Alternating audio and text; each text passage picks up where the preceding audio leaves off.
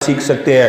اور ایک بہت اہم بات آج کے حوالے سے میں آپ سے کرتا چلوں کہ آج کل کے دور میں یہ آخری بات میں کر رہا ہوں، سیدہ کائنات کی سیرت کا ایک اہم پہلو میں آپ سے کر رہا ہوں۔ کہا جاتا ہے کہ جہیز ایک لعنت ہے، جو جہیز ہے یہ کہا جاتا ہے، مگر ایسی بات نہیں ہے۔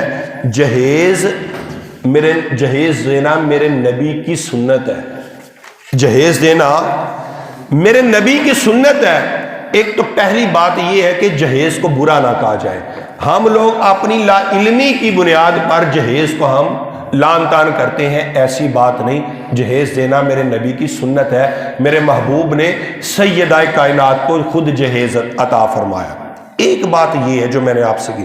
دوسری بات یہ ہے کہ ہم جہیز کے نام پر لڑکی والوں کو دباتے ہیں، اور اگر ہم جہیز کم لیں پھر ساری زندگی گھر والے تانے دیتے ہیں، لیا بھی کم اور پھر تانے بھی دیے کہ بھائی تو لے کے کی آئی ہے۔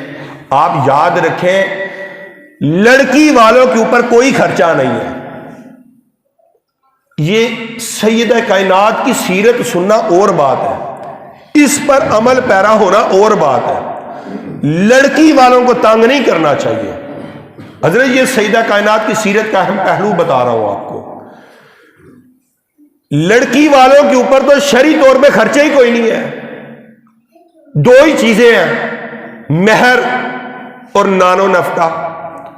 جو حق مہر ہے وہ لڑکے نے ادا کرنا ہے، لڑکے والوں نے، اور جو نان اور نفقہ، نان کہتے ہیں روٹی کو، روٹی کا بھی جو خرچہ ہے وہ بھی لڑکے والوں کا ہے، اور جو نفقہ ہے، جو عورت کی زندگی کے دیگر معاملات ہیں، وہ بھی لڑکے نے دیکھنے ہیں۔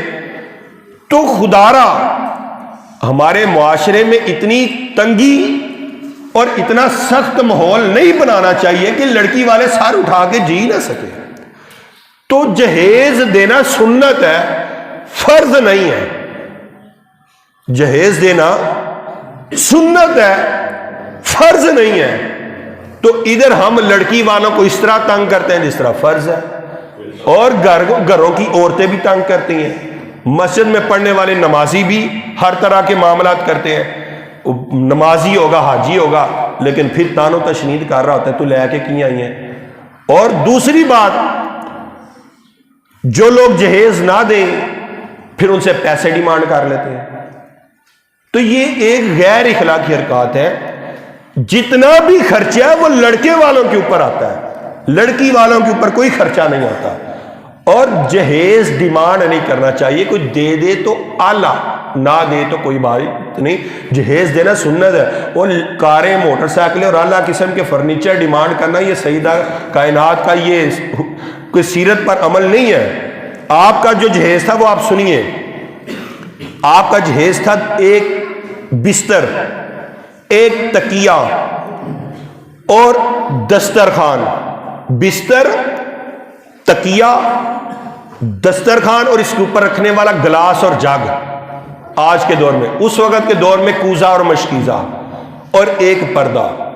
یہ تھا صرف جہیز کا کنسیپٹ۔ تو یہ خدارا یہ آج کے حوالے سے بڑی اہم بات ہے جو میں نے آپ سے کی ہے۔ لڑکی والوں کے اوپر کوئی بھی پریشر نہیں ہے کہ وہ دے، اور جو بھی دینا ہے وہ لڑکے والوں نے دینا ہے۔ مہر بھی لڑکے والوں کے اوپر ہے، نان و نفقہ بھی لڑکے والوں کے اوپر ہے، اور جتنا کوئی دے خوش اسلوبی سے اس کو ایکسیپٹ کر لیا جائے، کسی کے دل آزاری نہ کی جائے۔ دعا ہے کہ اللہ تعالی ہمیں سیدہ کائنات کی سیرت پر عمل پیرا ہونے کی توفیق عطا فرمائے۔ تمام احباب سنت ادا کرنے، وما علینا الا البلاغ المبین۔